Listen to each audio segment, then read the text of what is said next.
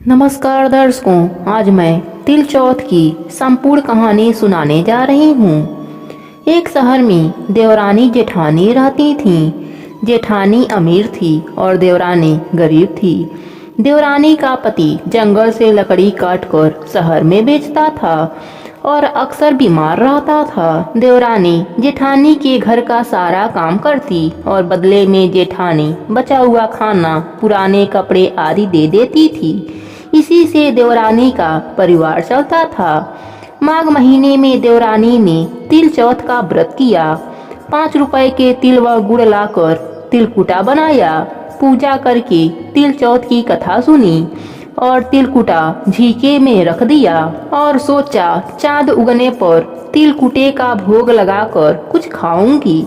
कथा सुनकर वह जेठानी के घर गई। खाना बनाकर जेठानी के बच्चों से खाना खाने को कहा तो बच्चे बोले, जब माँ खाएगी तभी हम भी खाएंगे। फिर जेठ जी को खाना खाने को कहा तो वह भी बोले, मैं अकेला नहीं खाऊंगा, जब सब खाएंगे तब भी मैं भी खाऊंगा। जेठानी ने उससे कहा, आज तो अभी कोई खाना नहीं खाया है तो मैं तुझे खाना कैसे दे दूं? तू सुबह ही आकर बचा हुआ खाना ले जाना। देवरानी के घर पर पति बच्चे अभी आस लगाए बैठे थे कि आज तो त्योहार है, माँ आएगी तो बहुत कुछ खाने को मिलेगा।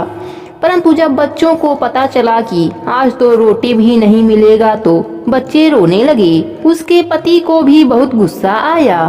कहने लगा, सारा दिन काम करके भी 2 रोटी नहीं ला सकती तो काम क्यों करती हो?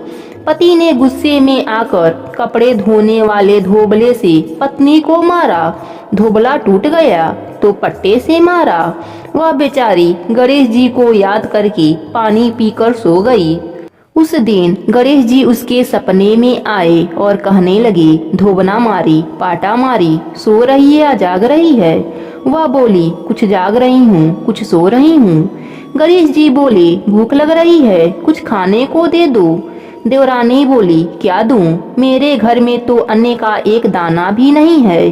जेठानी जो बचा कुचा देती थी आज तो उसने भी नहीं दिया। पूजा का तिलकुटा झीके में पड़ा है, वही खा लो। तिलकुटा खाने के बाद गणेश जी बोले, धोबना मारी, पाटा मारी, निपटाई लगी है, कहाँ निपटूं? वह बोली, मेरे घर में जहाँ मन करे वहाँ निपट लो। फिर गणेश जी बोले, कहाँ पोंछूं? अब उसे गुस्सा आ गया। कब से तंग कर रहे हैं, मेरे सर पर पूछ लीजिए। सुबह जब देवरानी उठी तो वह देखकर हैरान रह गई। पूरा घर हीरे मोतियों से जगमगा रहा था। उसके माथे पर हीरे मोतियों के टीके जगमगा रहे थे। उस दिन देवरानी जेठानी के घर काम करने नहीं गई। बड़ी देर तक राह देखने के बाद जेठानी ने बच्चों से चाची को बुलाने को भेजा। उसने सोचा कल खाना नहीं दिया इसलिए वह बुरा मान गई है। बच्चे बुलाने गए और बोले, चाची चाची चलो, माँ ने बुलाया है, सारा काम पड़ा है। दुनिया में चाहे कोई मौका चुके या न चुके पर देवरानी जेठानी आपस में कहने का कोई मौका नहीं छोड़ती। देवरानी बोली, बेटा बहुत दिन तक तेरे माँ के घर का काम कर लिया, अब तुम अपनी माँ को मेरे यहाँ काम करने को भेज दो। बच्चों ने घर जाकर माँ को बताया कि चाची का घर तो हीरे मोतियों से जगमगा रहा है। जेठानी दौड़ती हुई देवरानी के घर पहुंच गई और पूछा, यह सब कैसे हुआ?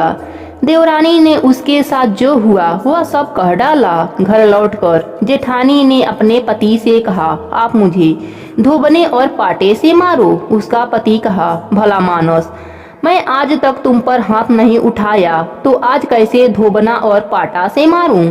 वह नहीं मानी और जिद करने लगी। मजबूर होकर उसका पति उसे धोबना और पाटा से मारा। जेठानी ने ढेर सारा घी डालकर चूरमा बनाया और झीके में रखकर सो गई। रात को चौथ विनायक जी सपने में आए और कहने लगे, भूख लगी है, क्या खाऊं?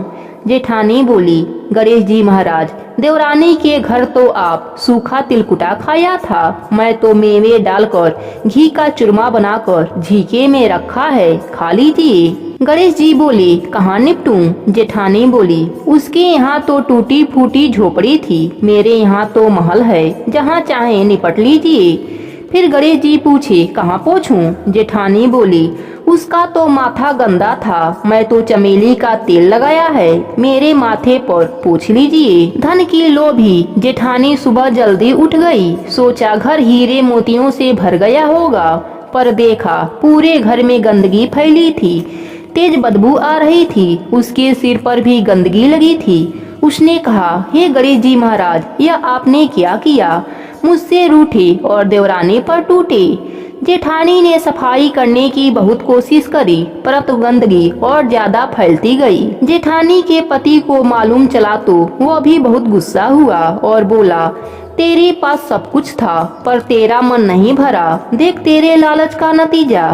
परेशान होकर जेठानी गणेश जी से विनती करने लगी, माफी मांगने लगी। गणेश जी ने कहा, देवरानी से जलने के कारण और लोभ से तुमने जो किया, यह उसी का नतीजा है। इस प्रकार जेठानी को सबक सिखाते हुए गणेश जी ने अपनी माया समेट ली। हे गणेश भगवान, जैसी कृपा देवरानी पर करी, वैसे ही आपकी कहानी कहने वाले, सुनने वाले और हुंकारा भरने वालों पर भी अपनी कृपा बनाए रखना। जय हो गणपति बप्पा की।